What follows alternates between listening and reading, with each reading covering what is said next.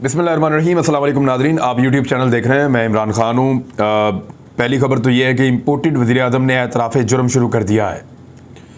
यानी जो उन्होंने पाकिस्तान के साथ किया, अब उनको एहसास हो रहा है कि वो उन्होंने गलत किया, और साथ ही साथ उनको इस बात का भी आइडिया हो रहा है कि उनके साथ भी कुछ अच्छा नहीं होने जा रहा। यानी ये सारा बोझ जो इमरान खान साहब ने एक मखसूस अंदाज में अपने कंधों पर उठाया हुआ था और मईशत को स्टेबल करके चल रहे थे, उस वक्त उनको बहुत सपोर्ट मिल रही थी इमरान खान साहब को।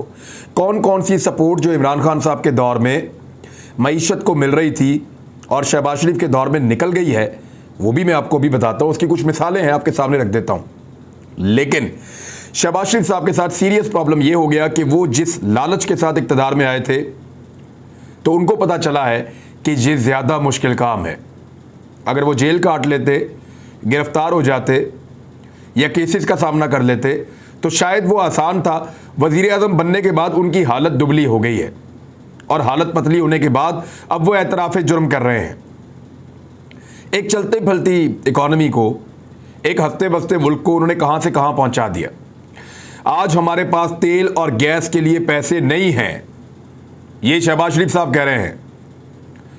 थोड़ा अर्सा पहले ये वो पॉलिटिकल शख्सियत है जो इमरान खान साहब से कह रहे थे कि हम आकर पेट्रोल 100 रुपये से कम में बेचेंगे, और इमरान खान साहब अगर उसको 150 रुपये में बेच रहे थे तो ये तनकीद का निशाना बना रहे थे। और इमरान खान कह रहे थे कि मैं अभी 10 रुपये सस्ता करके भी मजीद जून जुलाई तक बेचूंगा, और फिर लोगों के ऊपर बोझ नहीं डालूंगा, चाहे मेरे ऊपर IMF दबाव डाले या कोई और डाले, मैं मैनेज कर लूंगा।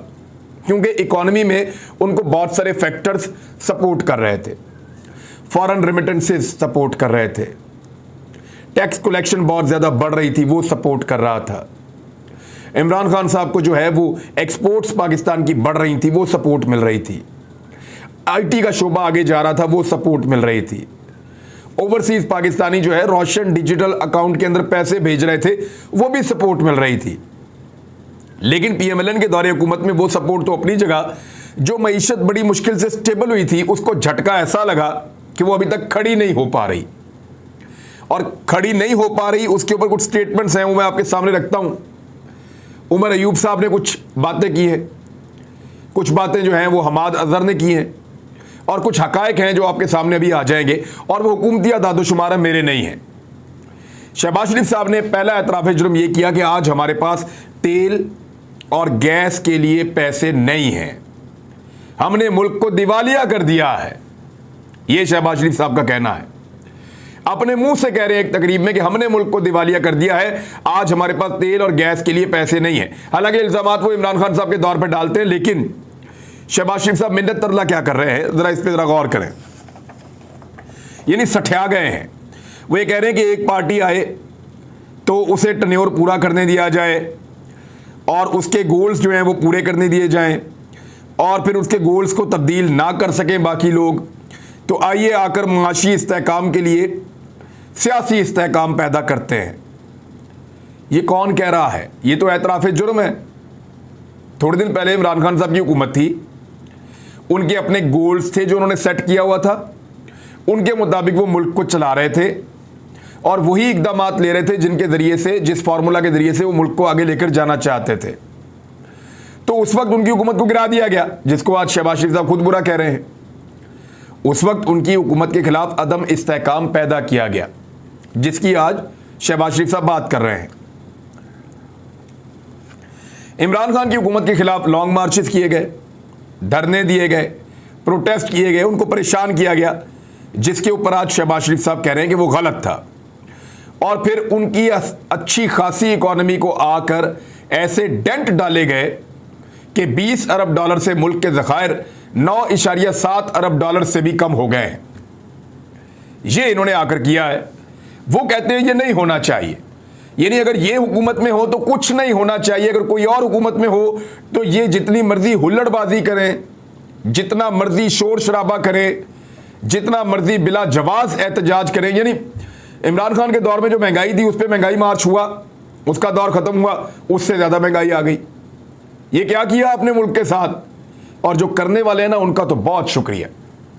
यानी शहबाज शरीफ कभी भी अपनी सारी ज़िंदगी लगा लेता आसिफ अली जरदारी और शहबाज शरीफ और मौलाना फजलुर रहमान ये टिल का जोर लगा लेते ना, ये कुछ कर लेते, ये इमरान खान की हुकूमत नहीं गिरा सकते थे।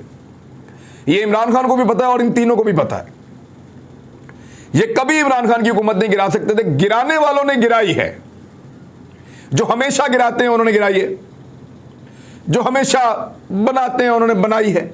ऐसे ही होता है, हमेशा ऐसे ही हुआ है इस दफा। लेकिन हर दफा उन्होंने जब निकाला तो किसी करप्ट को, किसी बेईमान को, किसी फ्रॉडिये को निकाला। इस मर्तबा जिसको निकाला पूरी कौम बाहर निकल आई कि भाई ये किसको निकाल दिया, पहली दफा काम का आदमी आया था इस मुल्क में। और हमेशा कोशिश करते हैं ऐसे आदमी को लाया जाए जो मुल्क के लिए अच्छा हो। इस दफा जिसको लाए उसने मुल्क का बेड़ा गर्क करके पहले दिखाया था इन्होंने, और आने के बाद दोबारा मुल्क का बेड़ा गर्क कर दिया। आज जो ताकतवर लोग हैं वो बताएं ना, जवाब दें इस बात का कि पेट्रोल 150 रुपए का अच्छा था या 210 रुपए का अच्छा है, अभी और बढ़ने वाला है। घी जो है वो 300 रुपए का अच्छा था या 600 रुपए का अच्छा है, अभी और बढ़ने वाला है। आटा जो है वो पहले अच्छा था या अब अच्छा है। दवाइयां पहले अच्छी थी या अब अच्छी हैं। हर चीज ज्यादा कीमत पे। बिजली का यूनिट पहले अच्छा था या अब 8 रुपए एक बढ़ाया, पहले अलग बढ़ाया, कोई 11-12 रुपए इन्होंने यूनिट की कीमत बढ़ा दी है या अब अच्छा है। गैस उसकी कीमत पहले अच्छी थी या 45% का इन्होंने यकमुश्त इजाफा किया है गैस की कीमत में, या अब अच्छी है। जवाब देना इस बात का, इस बात का उन लोगों को जवाब देना पड़ेगा, लोगों को जो खिलवाड़ उन्होंने इस मुल्क के साथ किया है।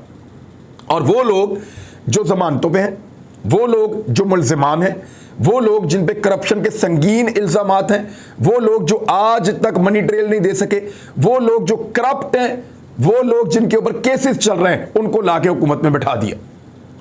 और निकाला किसको? जिसके ऊपर एक भी केस नहीं है। तो ये जाती अना और जिद का एक मामला है जो यहां तक पहुंच गया है बदकिस्मती से। बहरहाल शहबाज शरीफ साहब अब एतराफ़े जुर्म करना शुरू हो गए हैं।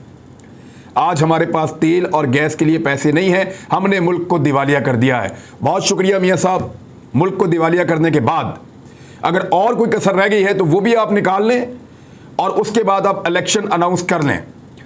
इस कौम की पसली बड़ी मोटी है और ये कौम जो है ये इस दुख को भी बर्दाश्त कर लेगी और इस तकलीफ को भी बर्दाश्त कर लेगी। जो मार आपने इस कौम को मारी है, ये कौम इलेक्शन में उसका बदला लेगी।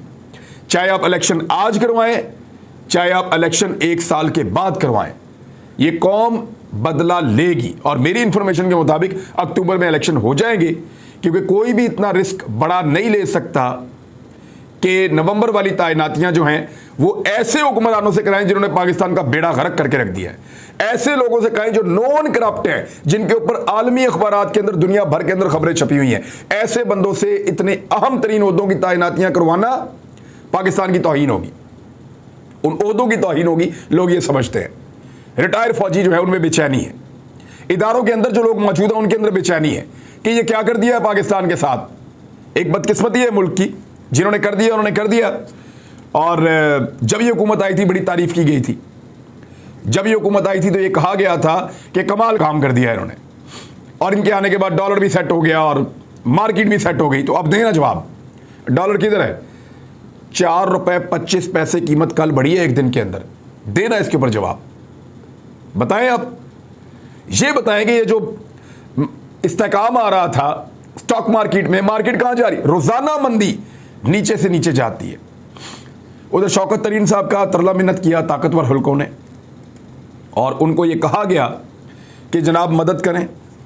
लेकिन उसमें मीटिंग में हफीज़ शेख को बुलाया गया था, मिफ्ता इस्माइल को बुलाया गया था, रज़ा बाकर को बुलाया गया था।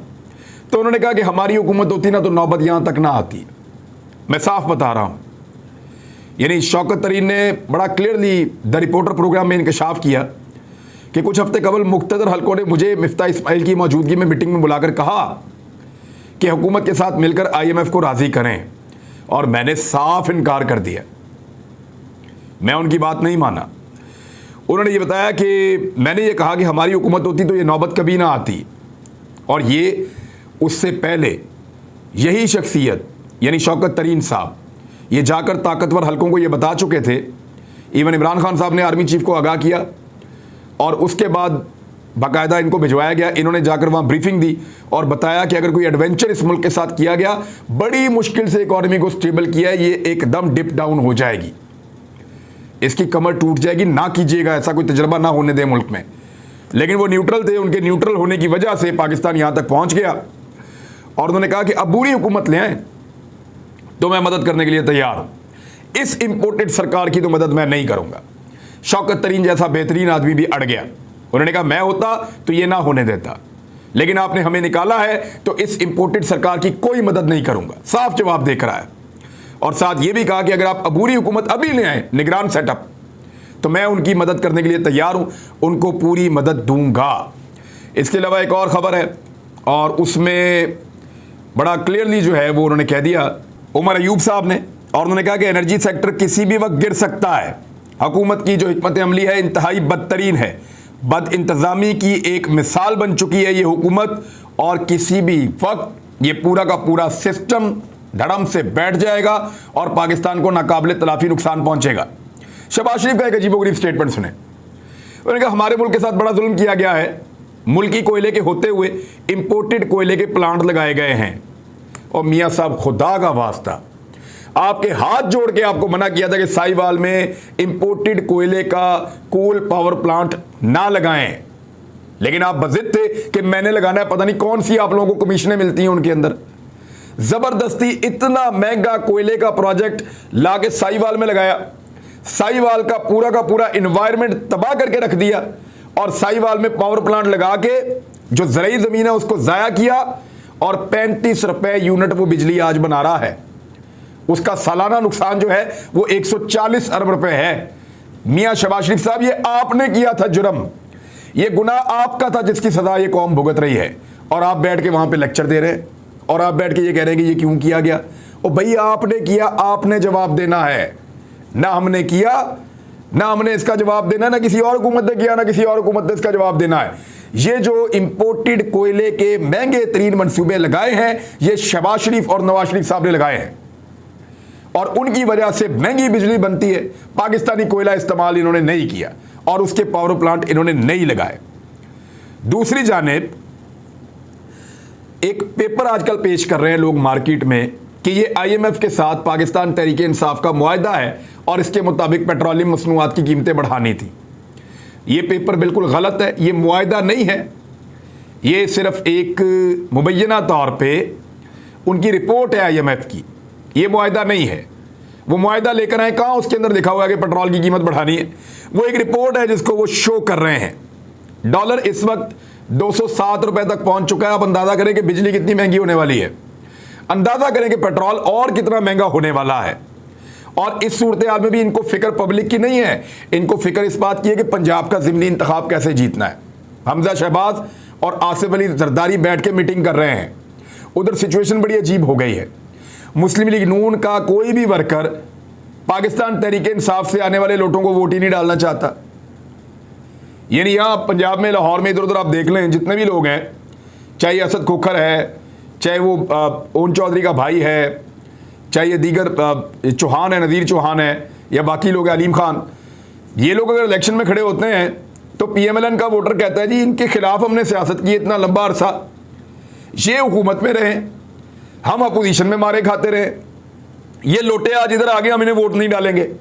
क्योंकि इनके मुकाबले में जो PMLN के लोग उम्मीदवार हैं इलेक्शन लड़ने के, वो मुखालफत कर रहे हैं। वो कह रहे हैं जी हमारा नून लीग का वोट है, हम नहीं डालते वोट।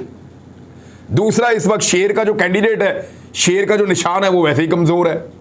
जितना शेर खा गया, लोगों की बिजली खा गया, पैसे खा गया, पेट्रोल खा गया, आटा खा गया, चीनी खा गया, शेर भूखा था 4 साल का, हर चीज़ खा गया।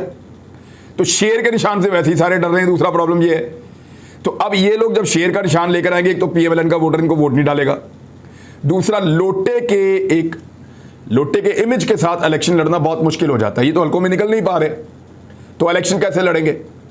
तो ऐसी सूरत हाल में धांधली का बड़ा शानदार मनसूबा बनाया गया है। जितना नौजवानों का वोट है, उन वोटों को इन हल्कों से बाहर निकाल दिया गया, क्योंकि इनको इस बात का आइडिया है कि नौजवान वोटर जो है वो वोट डालता है ज़्यादातर पाकिस्तान तहरीक इंसाफ को, लिहाजा उनका वोट निकाल दिया जाए। इस पे हारून रशीद साहब ने भी एक रिपोर्ट किया है कि नौजवानों के हर हल्के से 50% से ज़ायद वोट दूर दराज इलाकों में मुंतकिल किए जा रहे हैं। सर्वे हुए हैं कि 90% वोटर्स इमरान खान के हैं। आइंदा इलेक्शन में इलेक्शन कमीशन धांधली की क्या बड़ी वारदात कर रहा है, ये पूरा इसके ऊपर एक सिनेरियो बनाया है और मैंने भी इस पर बात की है, हारून रशीद साहब भी कर रहे हैं, डिफरेंट सहाफ़ी इस पर बात कर रहे हैं और ये मामला बहुत उठाया भी गया है। लेट्स सी, देखते हैं इसका क्या बनता है। लेकिन ये एक बड़ी ज़्यादती है जो एक पॉलिटिकल पार्टी के साथ करने की तैयारी की जा रही है और ज़िमनी इंतखाबात में इमरान खान साहब ने भी कह दिया कि पूरी इनकी धांधली की तैयारी है और अगर ये इलेक्शन करवा दें साफ और शफाफ ये 20 हलकों में, तो सबको पता चल जाएगा कौन जीत रहा है कौन हार रहा है। यानी इन 20 में से 18 हलकों में जीत जाना पीटीआई के लिए कोई मसला नहीं होना चाहिए, क्योंकि यहां लोग ये लोटे बाहर ही नहीं निकल सकते इलेक्शन लड़ने के लिए, हालात इनके इतने पतले हैं। तो अब पाकिस्तान तहरीक इंसाफ का डिपेंड करता है कि वो कैसे लोगों को टिकट देते हैं, वो किस एग्रेशन के साथ इलेक्शन लड़ते हैं, उसकी हिकमत अमली क्या बनाते हैं। इमरान खान साहब ने एक मुतालबा किया है, वो पूरी कौम का मुतालबा है कि गुस्ताखाना बयान हुकूमत भारत से कारोबार और ताल्लुकात ख़त्म करे। इमरान खान साहब के दौर में तो ये ख़त्म थे, लेकिन शहबाज शरीफ साहब ने दोबारा उनके साथ कारोबार शुरू किया था और उनके साथ एक सिस्टम बनाया था ट्रेड का, तो शहबाज शरीफ साहब को उसको रिवर्स करना चाहिए और किसी सूरत भी जो है वो इमरान खान साहब ने वकला से खिताब करते हुए कहा था कि भारत में आखिरी नबी सल्लल्लाहु अलैहि वसल्लम की शान में गुस्ताखी की गई है और उसकी मजम्मत करते हैं। भारतीय मसनूआत का बाइकआउट करने की इमरान खान साहब ने अपील की है। भारतीय हुक्मरान जमात बीजेपी रहनुमा की जानिब से जो गुफ्तगू की गई, जो बातचीत की गई, उन्होंने कहा कि पाकिस्तानी हुकूमत अरब ममालिक की तरह का एहतजाज करे और भारत से कारोबार और दोस्ती ख़त्म करें और तौहीन रसालत के मामले पर सख्त एक्शन लें। इसके अलावा इमरान खान साहब ने वकला को कहा कि मुझे आपकी ज़रूरत है और याद रखिएगा कि वकला अगर इमरान खान के साथ खड़े हो गए, ये वकला इतने ताकतवर होते हैं कि जब ये मुशर्रफ के खिलाफ खड़े हो गए तो ना उसको मुसीबत पड़ गई थी। डिक्टेटर था, ये तो कुछ भी नहीं है, यहाँ तो सामने भी कोई नहीं आता, डिक्टेटर है ही कोई नहीं। सामने तो एक पॉलिटिकल फेस है ना, चाहे कोई कुछ भी गेम कर रहा हो, लेकिन सामने तो एक पॉलिटिकल फेस है। तो जो वकला हैं वो अगर इमरान खान के साथ वाकई खड़े हो गए तो इस हुकूमत को नथ डाल देंगे और मुश्किल पैदा कर देंगे, ये मैं जानता हूँ, रिकॉर्ड देख के आपको बता रहा हूँ। तो अब तक के लिए इतने, अपना ख्याल रखिएगा, अपने इस चैनल का भी। अल्लाह हाफ़िज़।